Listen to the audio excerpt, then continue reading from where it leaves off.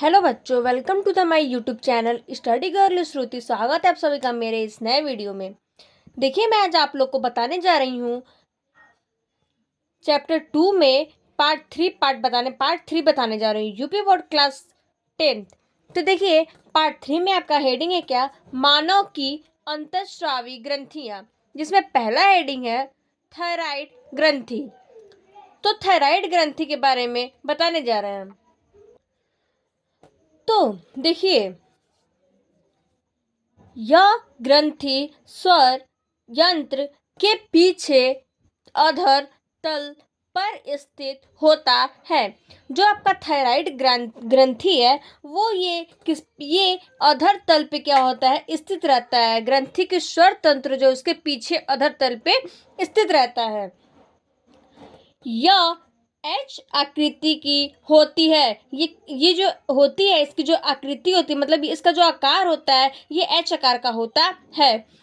मनुष्य में इसका भार लगभग 25 से 30 ग्राम होता है। जो इसका भार होता है वो 25 से 30 ग्राम तक होता है।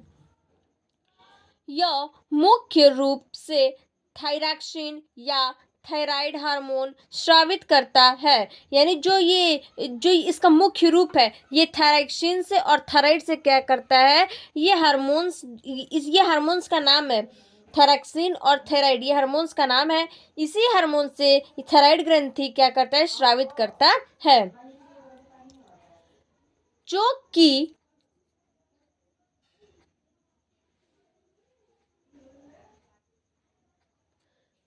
मुख्यतः आयोडीन का उत्पाद है। ये जो आयोडीन है, ये उसका क्या एक उत्पाद है। यह हार्मोन शरीर की उपापचयी क्रियाओं का नियमन तथा नियंत्रण करता है। यानी ये जो शरीर है, जो हम लोग के बॉडी में शरीर का जो हार्मोन्स है, वो उपापचयी क्रियाओं से क्या करता है, नियमन करता है, मतलब कि नियंत्रित करता है। इसी को हम लोग थायराइड ग्रंथि बोलते हैं। तो थायराइड ग्रंथि में ये है कि ये इसकी जो आकृति होती है वो एच आकार की होती है, और जो थायराइड ग्रंथि का भार होता है वो 25 से 30 ग्राम तक होता है। और इसमें थायरॉक्सिन थायराइड जो हार्मोन होता है वो क्या करता है, इसमें स्रावित करता है। और जो इसकी क्रियाएं होती है वो नियमन करती हैं और नियंत्रण करता है। इसी को हम लोग थायराइड ग्रंथि कहते हैं। दूसरा आपका पैराथायराइड ग्रंथि। पैराथायराइड ग्रंथि क्या है, देखिए,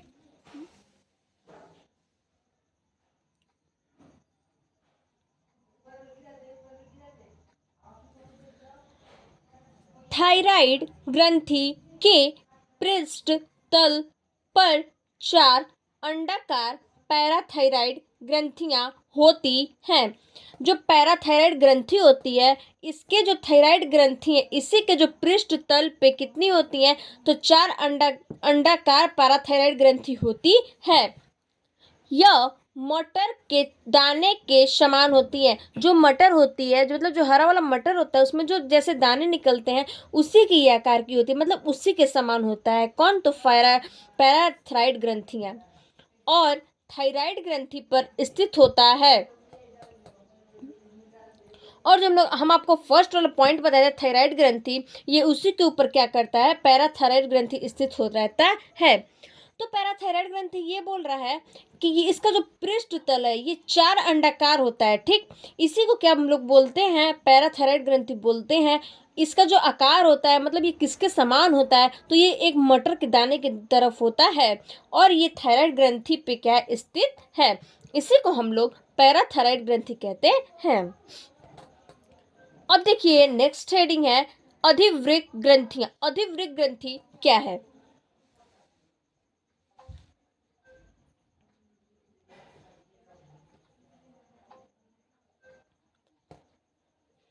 देखिए, यह उदर में वृक्क के अग्र सिरे पर स्थित होती है। जो अधिवृक्क ग्रंथि होती है, ये एक उदर में होती है, जो कि ये वृक्क के क्या है, अग्र सिरे पर स्थित होता है। यह संख्या में एक जोड़ी होती है। ये जो इसकी संख्या होती है, ये कितने जोड़ी, एक जोड़ी में होती है। वृक्क की भीति भांति अधिवृक्क ग्रंथि के भी दो भाग होते हैं। यानी जो वृक्क होता है इसकी जो भांति होती है, जो भित्ति होती है, ये अधिवृक्क ग्रंथि के भी दो क्या होते हैं, इसके भाग होते हैं। तो अधिवृक्क ये बोल रहा है कि ये उधर गुहा के वृक्क के अधर गुहा पर क्या होता है, स्थित होता है, और जो इसकी संख्या होती है वो एक जोड़ी होती है। और जो ये क्या होता है, अधिवृक्क जो ग्रंथि है, ये इसके भी दो कितने भाग होते, तो दो भाग होते हैं। तो देखिए पहला भाग क्या है,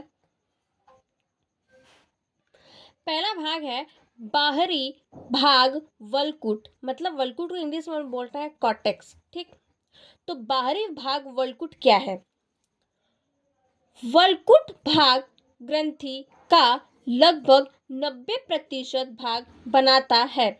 जो बाहरी का जो वलकुट होता है, हम लोग के भाग का जो बाहरी का वलकुट है, वो कम से कम 90% क्या करता है, भाग बनाता है।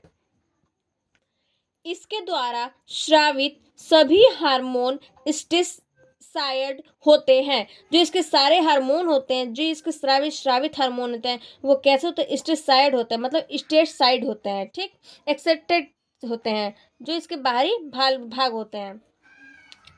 यही क्या है, बाहरी भाग का डिफिनेशन है। अब नेक्स्ट हेडिंग है आपका मेडुला। मेडुला क्या है, देखिए, यह अधिवृक्क ग्रंथि की 10% भाग बनाता है। यानी ये जो अधिवृक्क ग्रंथि है उसकी क्या है, ये 10% भाग बनाता है। यह भी दो प्रकार के होते हैं, ये भी दो प्रकार के होते हैं। यानी ये दोनों क्या है, इसके हार्मोन्स हैं, जिसका एक का नाम है एड्रीनाइलिन और दूसरा है नार एड्रीनाइलिन। ठीक, तो जो मेडुला होता है वो 10% भाग बनाता है, और इसके भी दो भाग हैं। तो ये दोनों भाग क्या है, एडेनाइलिन और दूसरा है नार एडेनाइलिन। जो ये दोनों क्या है, हार्मोन्स है, मतलब ये दोनों क्या है, हार्मोन्स का नाम है। यही जो क्या आपका मेडुला। ठीक, अब नेक्स्ट है चौथा आपका हेडिंग है पीनियल काय। पीनियल काय क्या होता है, देखिए,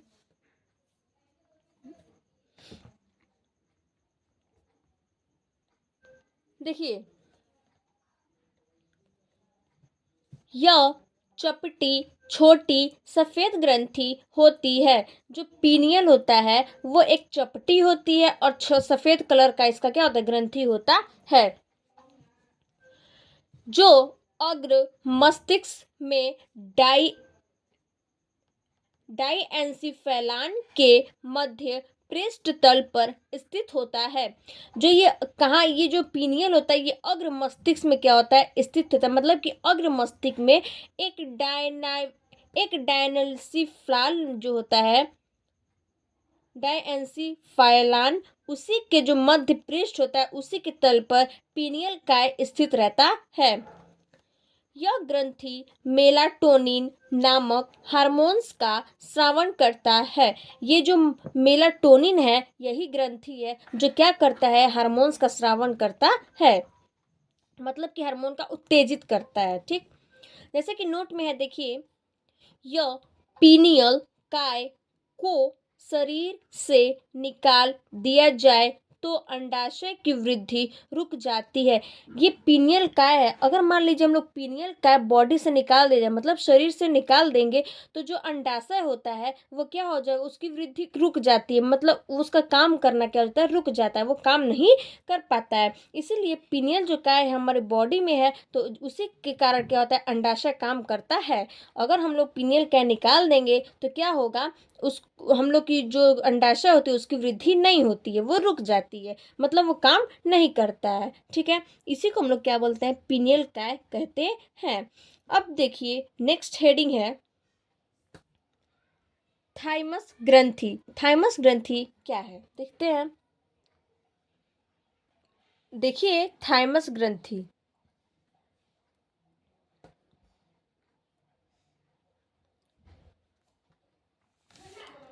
यह हृदय के आगे चपटी तथा द्विपिंडकीय रूप में स्थित होते हैं। ये जो हृदय है ये क्या होता है, एक आगे की तरह चपटी, और ये जो द्विपिंडी रूप में क्या होता है, स्थित होता है। हृदय के आगे कौन, थाइमस ग्रंथि। ये शिशु में विकसित तथा वयस्कों में छोटी होकर लुप्त हो जाती है। यानी ये जो शिशु होते हैं, जो छोटे छोटे बच्चे होते हैं, शिशु होते हैं, उसी में क्या होता है, विकसित होकर, और वयस्कों में क्या होती है, छोटी होकर ये क्या होती है, लुप्त हो जाती है।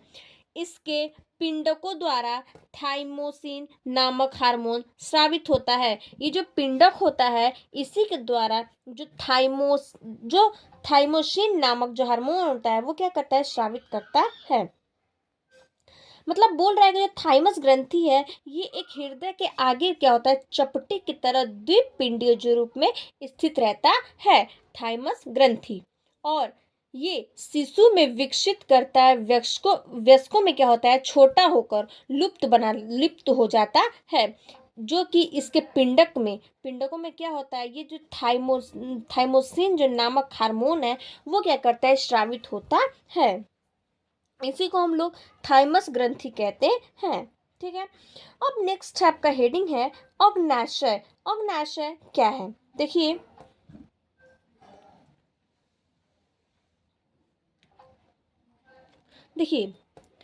अग्नाशय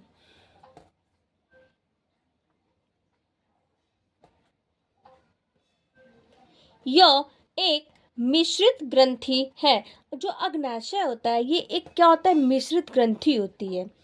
इसका बहिस्रावी भाग अग्नाशयी रस को स्रावित करता है। यानी ये जो बहिस्रावी होता है ये अग्नाशयी रस को क्या करता है, स्रावित करता है। मतलब जो अग्नाशय है ये एक बहिस्रावी जो रस होता है, यानी जो अग्नाशयी रस होता है, ठीक, जिसका बहिस्रावी का क्या होता है, जो भाग है उसी को क्या करता है, स्रावित करता है। ठीक है, मतलब काम करता है।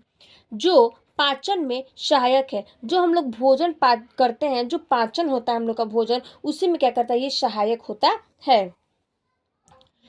इसका अंतःस्रावी भाग लैंगरहैंस की दीपिकाएं होती हैं। जो इसका अंतःस्रावी भाग होता है वो एक लैंगरहैंस की क्या होता है, दीपिकाएं होती है। ठीक है, मतलब जो लैंगरहैंस है वो दीपिकाएं होती है किसकी, तो अंतःस्रावी की।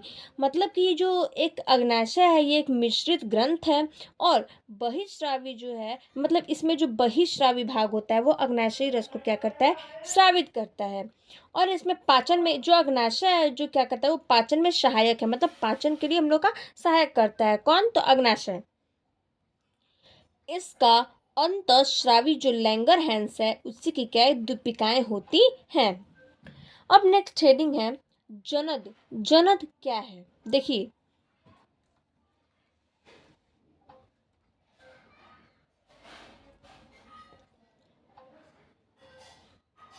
नर में जनद के रूप में एक जोड़ी वृषण तथा मादा में एक जोड़ी अंडाशय पाए जाते हैं। ये जो नर होता है, नर के जनद के रूप में एक जोड़ी वृषण तथा मादा में एक जोड़ी अंडाशय पाए जाते हैं। ये बोल रहा है जो नर होते हैं, जो नर के क्या होता है, एक जनद में क्या होता है, एक जोड़ी वृषण तथा एक मादा में एक जोड़ी अंडाशय पाए जाते हैं। मतलब कि नर में एक जोड़ी वृषण और मादा में क्या होता है, एक जोड़ी अंडाशय पाया जाता है। ये द्वितीयक लैंगिक लक्षण होते हैं। ये द्वितीयक लैंगिक लक्षण होता है, मतलब कि ये दो लैंगिक लक्षण होते हैं। तो ये बोल रहा है जनद मतलब क्या होता है कि ये जो नर में जनद होते हैं वो एक जोड़ी पाए जाते हैं, और मादा में भी एक जोड़ी पाए जाते हैं। तो कहाँ पे, वृषण में। ठीक, तो ये इसमें जोड़ी तो अंडाशय पाए जाते हैं। इसमें क्या, अंडाशय पाए जाते, एक जोड़ी क्या होता है, मादा में अंडाशय पाया जाता है, और नर में क्या होता है, एक जोड़ी वृषण पाया जाता है। ये जो द्वितीयक होते हैं क्या होते हैं, लैंगिक लक्षण है, मतलब दोनों लैंगिक लक्षण है। ठीक है। नेक्स्ट हेडिंग है हार्मोन्स। हार्मोन्स क्या है, चलिए देखते हैं। देखिए हार्मोन्स एक सक्रिय संदेश वाहक पदार्थ है। जो हार्मोन्स है एक प्रकार का क्या है, सक्रिय वाहक पदार्थ है, जिसको निम्न प्रकार परिभाषित किया जा सकता है, जिसको हम लोग बहुत प्रकार से क्या कर सकते हैं, परिभाषित कर सकते हैं। ऐसा सक्रिय संदेश वाहक पदार्थ जो किसी बाह्य या अंत उद्दीपन के कारण शरीर के किसी भाग की अंतःस्रावी या बहिःस्रावी ग्रंथि, बोल रहा है कि ये ऐसा पदार्थ है, ऐसा ये बाह्य पदार्थ है जो किसी बाह्य जो अंतःउद्दीपन होता है और जिसके कारण शरीर के जो किसी भाग का क्या होता है, अंतःस्रावी या जो बहिःस्रावी होता है, उसके द्वारा श्रावित होकर रुधिर के द्वारा पूरे शरीर में संचरित होती है। मतलब ये बोल रहा है कि हार्मोन्स ऐसा एक है जो ये क्या है, एक वाहक पदार्थ है जो ये बाह्य या अंतःद्वीपन के कारण क्या करता है, शरीर के किसी भाग की अंतःस्रावित या बहिःस्रावी ग्रंथि के द्वारा क्या करता है, श्रावित होकर और रुधिर के द्वारा पूरे शरीर में संचरित करता है। मतलब कि ब्लड के द्वारा क्या करता है, पूरे शरीर में संचरित करता है, मतलब पूरे शरीर में क्या करता है, काम करता है। तथा जिसकी सूक्ष्म मात्रा ही शरीर की कोशिकाओं के कार्य को प्रभावित करने के लिए किया जाता है। बोल रहा है किसी की, मतलब जिसकी सूक्ष्म मात्रा है, ठीक, वो शरीर की जो कोशिकाएं हैं उसी के कार्य को क्या करता है, प्रभावित करने के लिए ये किया जाता है। मतलब कि रुधिर, मतलब पूरे मेरे शरीर में, मतलब बोल रहा है कि मेरे पूरे शरीर में, मेरे पूरे बॉडी में मतलब ये जो रुधिर है क्या करता है, संचित करता है, मतलब काम करता है। उसी के कारण जो सूक्ष्म मात्रा की जो शरीर में कोशिकाएं होती हैं, मतलब कि सेल्स होती हैं, उसी के कार्य को, मतलब उसी को प्रवाहित करने के लिए, उसी का काम करने के लिए, प्रवाहित करने के लिए ये किया जाता है, जिसको हम लोग क्या कहते हैं, हार्मोन्स कहते हैं। देखिए नोट में है, पहला, प्रथम हार्मोन्स सिक्रेटिन की खोज बैलिस तथा स्टार्लिंग ने सन 1903 में की थी।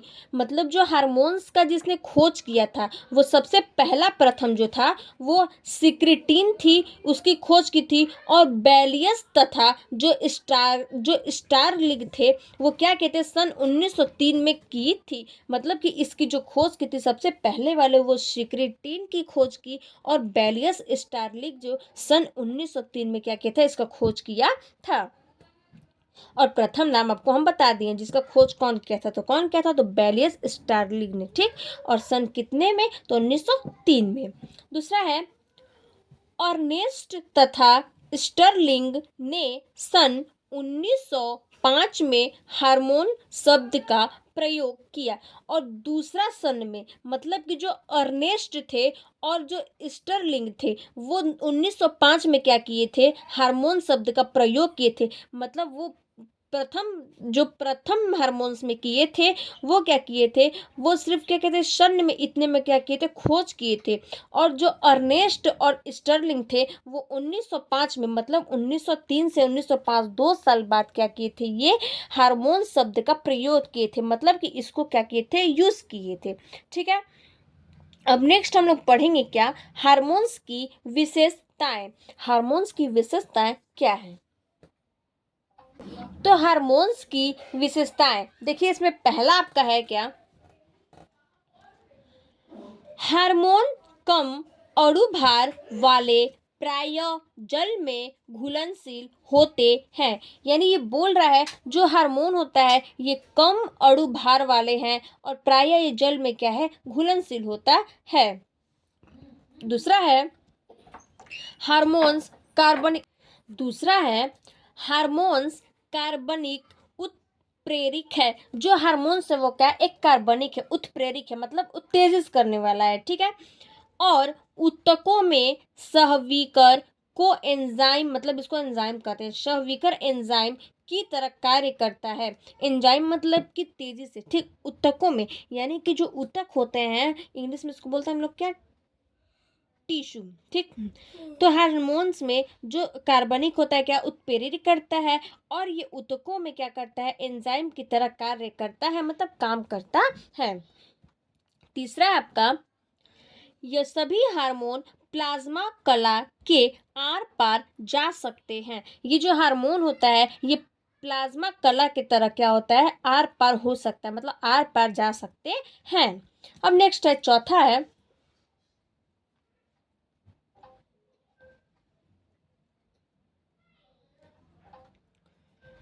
हार्मोन्स रासायनिक दूत की तरह कार्य करते हैं। जो हार्मोन्स है वो क्या करता है, एक रासायनिक दूत की तरह कार्य करता है और उपापचयी क्रियाओं में सीधे भाग न लेकर उल्टी क्रियाशील को बढ़ाती है। जो उपापचयी क्रिया होती है इसमें हार्मोन्स में, वो सीधे नहीं जाता है और उल्टा होकर क्या करता है, क्रियाशील होकर क्या करता है, बढ़ाती है। मतलब उल्टा होकर क्या करता है, ये काम करना क्या करता है और तेजी से काम करने लगता है।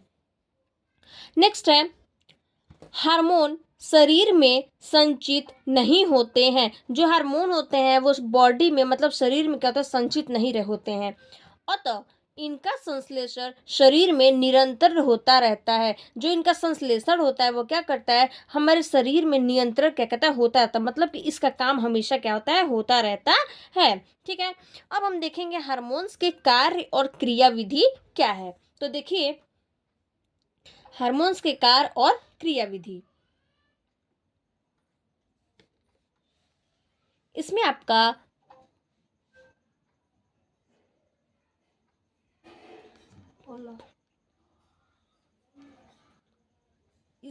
है पहला, देखिए पहला इसमें हेडिंग है कोशिका कला की पारगम्यता में परिवर्तन करके। मतलब कोशिका में जो कला होती है, जो पारगम्य होती है, गता होती है, उसमें परिवर्तन कैसे होता है। ठीक है, तो इसकी कार्य देखते हैं। हार्मोन्स पश्च युग्म अनुबंधन कलाओं की ग्राही अणुओं के साथ जुड़कर उनकी प्रोटीन संरचनाओं में बदलाव करके कोशिका कला की पारगम्यता को विभिन्न आयनों के प्रति बदल देते हैं। ये जो हार्मोन होता है उसी के पश्च से जो युग्म अनुबंधन होता है, उसकी जो कलाएं हैं उसी ग्राही वड़ुओं के साथ क्या होता है, जुड़ता है और जुड़कर फिर प्रोटीन संरचना को क्या करता है, बदलाव करता है, मतलब बदल देता है। और उसकी जो कोशिकाएं कला है उसकी पारगम्यता को विभिन्न आयनों के साथ क्या करता है, प्रतिबल देता है। मतलब उसको क्या कहता है, प्रतिबल, आयनों के प्रति बदल देते हैं, मतलब कि आयनों में क्या होता है, बदल देता है, जिससे उपापचय की दर बदल जाती है। जिसका जो इससे उपापचय होता है, मतलब जिससे इसकी उपापचयी होती है, वो क्या कर देता है, बदल देता है। अब देखिए नेक्स्ट है आपका पादप में समन्वयन। समन्वयन क्या होता है पादप में, चलिए देखते हैं। मतलब पौधों में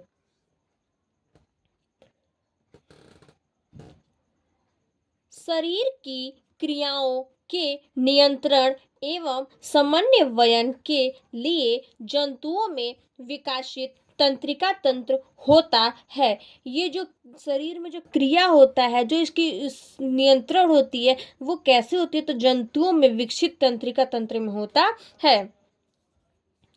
वही पादपों में तंत्रिका तंत्र में तथा पेशी दोनों ही अनुपस्थित होते हैं। यानी ये जो पादप होते हैं उसकी जो तंत्रिका तंत्र होती है उसी में क्या होता है, पेशी दोनों ही अनुपस्थित होते हैं। अतः पादपों में वातावरण के प्रभाव से अथवा आंतरिक उद्दीपनों से संपूर्ण शरीर या शरीर का कोई अंग अपनी स्थिति में परिवर्तन करता है। देखिए तो ये क्या करता है, ये जो पादप है ये एक तंत्रिका तंत्र में और पेशी दोनों में क्या करता है, अनुपस्थित होती है, मतलब ये उपस्थित नहीं रहती है। और पादपों के वातावरण के प्रभाव से अथवा आंतरिक उत्पन्नों से संपूर्ण शरीर में क्या होता है, कोई भी अपनी स्थिति में परिवर्तन नहीं करता है। स्थिति में परिवर्तन करता है, मतलब चेंजिंग लाता है। तो इस परिवर्तन को गति कहते हैं। और जो ये परिवर्तन होता है, जो इस परिवर्तन को हम लोग क्या बोलते हैं, गति कहते हैं। पादपों में गतियां दो प्रकार की होती हैं। यानी ये बोल रहा है पादप जो है उसमें जो गति होती है वो दो प्रकार की होती है।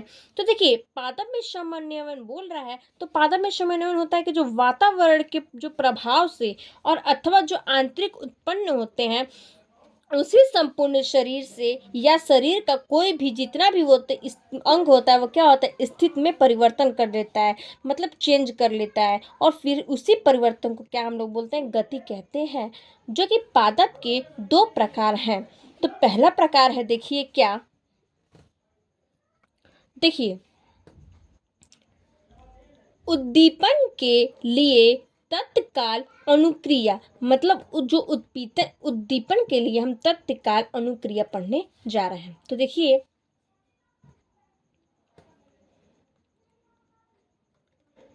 संवेदनशील पादप मतलब इसको छुई मुई उद्दीपन के प्रति तत्काल अनुक्रिया दर्शाते हैं। यानी ये जो पादप है इसको उद्दीपन के प्रति क्या होता है तत्काल में अनुक्रिया हम लोग क्या करते हैं दर्शाते हैं। पादप के सभी भाग यह अनुक्रिया प्रदर्शित करते हैं। जो पादप होते हैं मतलब जो पौधे होते हैं इसी भाग को हम लोग क्या करते हैं अनुक्रिया प्रदर्शित करते हैं। मतलब अनुक्रिया में जैसे कि कोई चीज में काम करने में क्या करते हैं प्रदर्शित करते हैं, अर्थात गति करते हैं। और अर्थात क्या करते हैं गति करते हैं मतलब बहुत तेजी से काम करते हैं।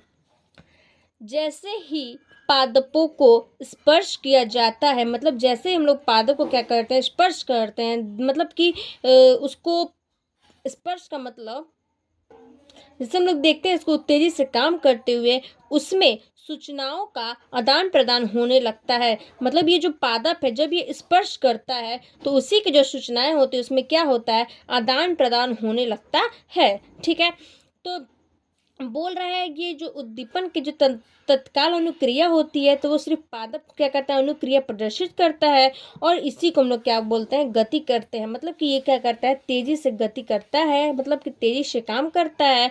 और इसी पादपों को स्पर्श किया जाता है कि जो इसमें सूचनाओं मतलब जो भी इसमें सूचना होता है या फिर सूचनाएं को मिलता है तो आदान प्रदान होने से लगता है। ठीक है, तो ये आप क्या कहता है तंत्रकाल अनुक्रिया। ठीक, अब देखिए दूसरा हेडिंग है आपका दूसरा वृद्धि के कारण गति, मतलब वृद्धि के कारण गति कैसे होता है। तो देखिए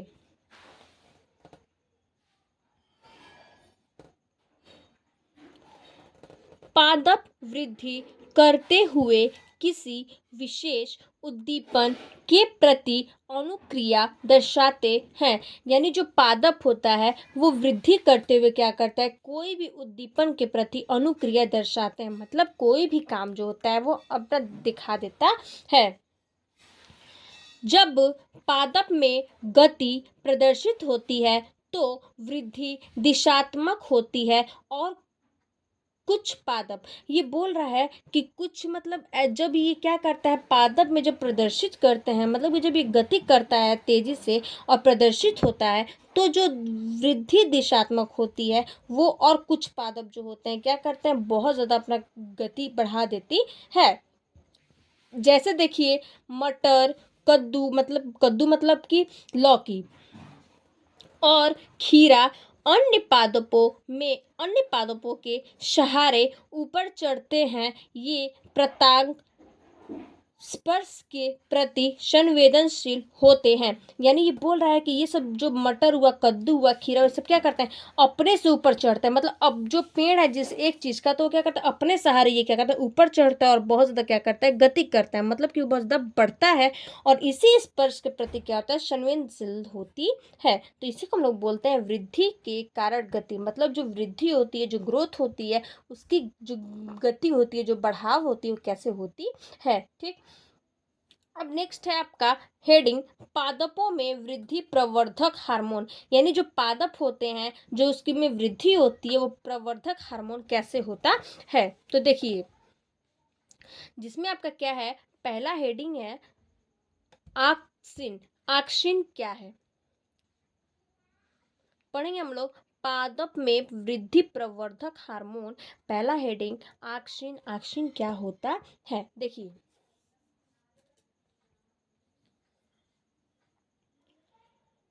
ऑक्सीन की खोज बेंट नामक वैज्ञानिक ने की थी। जो ऑक्सीन है उसको उसका जो खोज हुआ था वो कौन था? बेंट नामक वैज्ञानिक ने किया था। ये जड़ तथा तने के शीर्ष वृद्धि से स्रावित कार्बनिक पदार्थ है। ये जो जड़ होता है और जो तने होते हैं उसी के शीर्ष वृद्धि से क्या होता है? स्रावित करता है, कार्बनिक पदार्थ से क्या करता है? स्रावित करता है, मतलब बढ़ाता है। जो मुख्यतः कोशिकाओं में दीर्घ कारण को प्रेरित करते हैं। जो ये क्या करता है? अपने कोशिकाओं, मतलब जो मुख्यतः कोशिकाओं में, जो कोशिकाओं में क्या करता है? दीर्घ कारण को प्रेरित करता है, मतलब बहुत ज्यादा क्या करता है? बढ़ा देता है।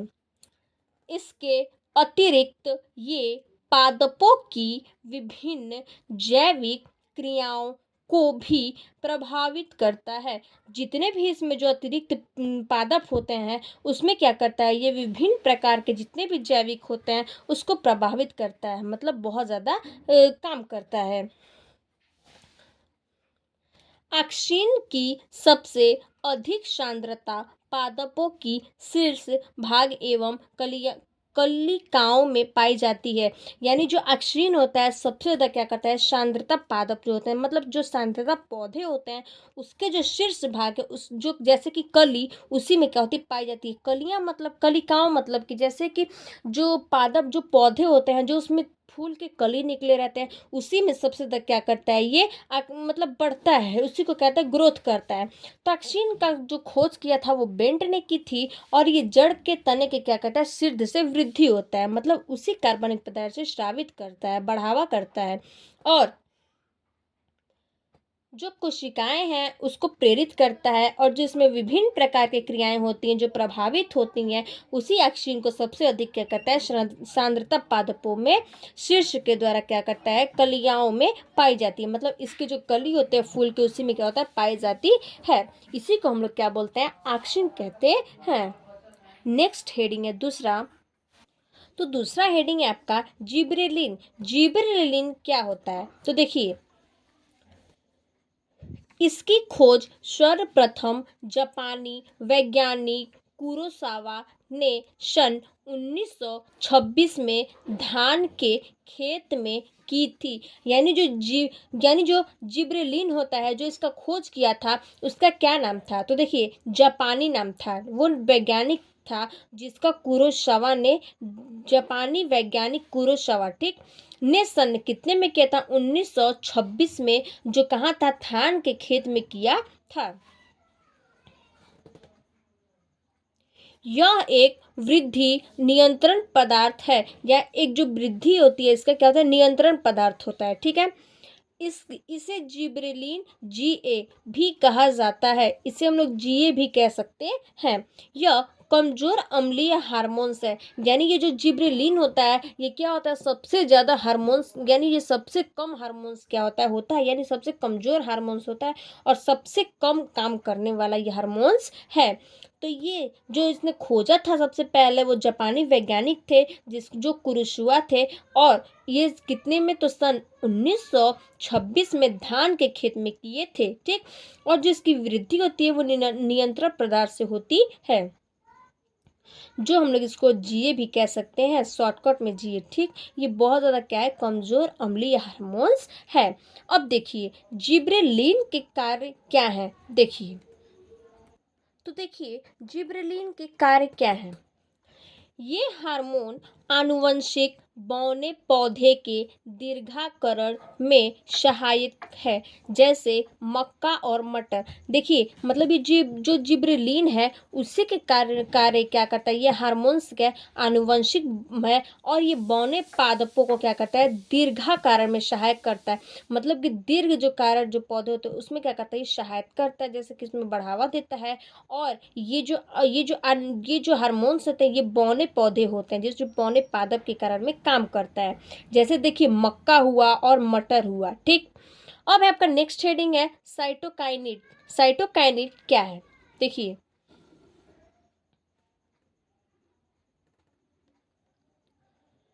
मिलर तथा उनके सहयोगी से इसे सर्वप्रथम खामीर और फफूंद के डीएनए से प्राप्त किए। यानी जो ये जो साइटोकाइनेट है वो मिलर और तथा सहयोगी से, यानी जो सर्वप्रथम था वो खमीर, और जो मिलर थे वो इसका सर्वप्रथम क्या किए थे, डीएनए से, खमीर से और फफूंद से क्या किए थे, प्राप्त किए। ठीक है। और इसलिए इस काइटोन काइनेटिन नाम दिया, इसलिए इसका क्या नाम दिए, काइनेटिन नाम दिए। अर्थात जो न्यूक्लिक अम्ल डीएनए अपघटन से बनता है। यानी ये जो साइटोकाइनेटिक है, काइनेट है, ये किससे होता है, तो ये डीएनए अपघटन से क्या होता है, बनता है, मतलब ये डीएनए से बनता है। और इसका जो सर्वप्रथम गेट थे वो कौन था, तो मिलर थे, और जिससे प्राप्त हुआ था, यानी खामीर फफूंद और डीएनए से क्या हुआ था, इसका प्राप्त किए थे, जिस और इसका नाम भी क्या रखे थे, काइनेटिन। ठीक। और ये न्यूक्लिक अम्ल और डीएनए से क्या होता है, बनता है। अब देखिए साइटोकाइनिन के कार्य क्या है। साइटोकिनिन के कार्य, मतलब ये साइटोकिनिन के कार्य क्या है, देखिए।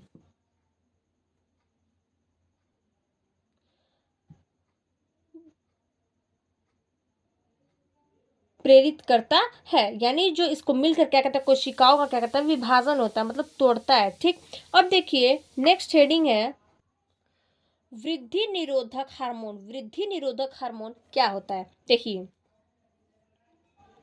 ये हार्मोन पादप तथा उनके अंगों में वृद्धि को रोकते हैं। यानी ये जो पादप होते हैं, जो इसमें हार्मोन है पादपों में, वो जो अंग होते हैं जो इसमें वृद्धि होती है उसको क्या करते हैं, रोकते हैं। मतलब जो सबसे ज़्यादा बढ़ते हैं उसमें क्या करता है, ये रोका जाता है। जैसे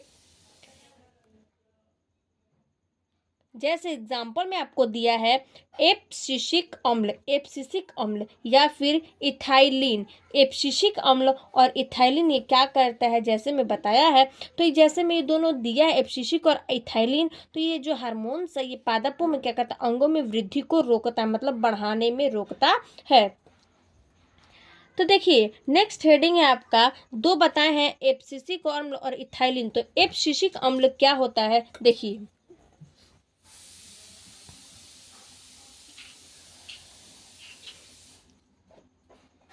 कांड कांड्स एवं एडिकोट ने इसे कपास पादपों की कलियों से अलग किया था। यानी जो ये एब्सिसिक अम्ल है, ये जो कांड्स थे ये और एडिकोट ने क्या किया था, इसी कपास पादपों में क्या किया था, जो कली थी उसी कलियों का क्या किया था, अलग किया था। यह मातृ कोशिका विभाजन ही नहीं बल्कि पादप की संपूर्ण उपापचयी क्रियाओं को भी धीमा कर देता है। यानी बोल रहा है ये जो मात्रा, यानी जो कोशिकाएं होती हैं उसका जो विभाजन करते हैं, जो तोड़ते हैं, वो क्या किए थे, सिर्फ तोड़ते ही नहीं बल्कि ये पादप को क्या कहते हैं, संपूर्ण उपापचयी क्रियाओं को भी धीमा कर देते थे, यानी धीमा कर देता है। ठीक है, मतलब कम कर देता है, जिसे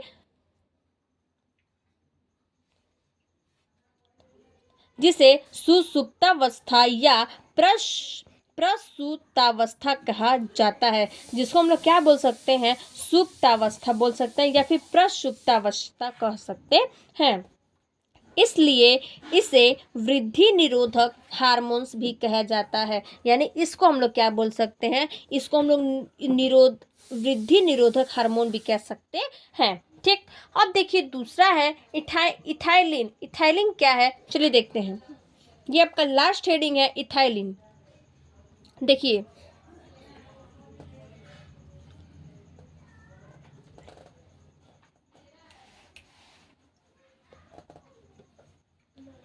यह पादप जगत का गैसीय हार्मोन है। जो इथाइलिन होता है ये एक क्या होता है, पादप जो हार्मोन होता है उसी का क्या है, एक ये है, ये पादप जो जगत होता है उसी का ये गैसीय हार्मोन्स है। बर्ग ने इसे पादप हार्मोन्स सिद्ध किया। जो बर्ग थे इसे क्या किए थे, जो पादप हार्मोन्स थे उसको सिद्ध किए थे। जैसे डी डी नेलजुबो ने बताया कि इथाइलिन गैस जड़ की प्रतिक्रियाओं में परिवर्तन करता है। यानी जो डी नेलजुबो ने थे वो क्या कहते बताया था कि जो इथाइलिन गैस है वो क्या करता है, जड़ की प्रतिक्रियाओं में परिवर्तन करता है। मतलब कि जो पौधे होते हैं, जो उसकी जड़ें होती हैं, जो गैस होता है, जो इथाइलिन गैस होता है, उसको हम लोग जड़ में डालने से क्या होता है, परिवर्तन आता है। मतलब कुछ चेंज आता है। किसमें करने से, तो ये जड़ में करने से, पेड़ों के जड़ में करने से, फिर पौधों के जड़ में करने से। ठीक, यह फलों को पकाने में सहायता करता है। जो इथाइलिन गैस है वो फल होता है, अगर हम लोग उस फल में कच्चा है तो उस फल में अगर हम लोग डाल देते हैं तो क्या होता है, ये जो फल में क्या करता है, पकाने में सहायता करता है। मतलब वो फल को पका देता है। इसलिए इसे फल पकाने वाला हार्मोन्स भी कहते हैं। इसलिए हम लोग इसको क्या बोलते हैं, तो फल पकाने वाला हार्मोन्स भी कहते हैं। तो ये जो इथाइलिन गैस है ये क्या करता है, कोई पादपों में ये बढ़ावा लाता है, और ये इथाइलिन गैस को कहते हैं जड़ होता है, उसी में विरोध होता है, परिवर्तन लाता है प्रतिक्रियाओं से, और फिर ये क्या करता है, ये फल ओल पकाने में क्या करता है, काम करता है। इसीलिए हम लोग इसको फल पकाने वाला, मतलब फल वाला भी इसको क्या बोलते हैं, फल वाला भी इसको क्या बोलते हैं, हम लोग हार्मोन्स बोलते हैं। अब हम लोग नेक्स्ट पार्ट 4 में पढ़ेंगे नेक्स्ट चैप्टर। ठीक है, तब तक से ये आपका चैप्टर खत्म है, चैप्टर 2। तब तक के लिए धन्यवाद।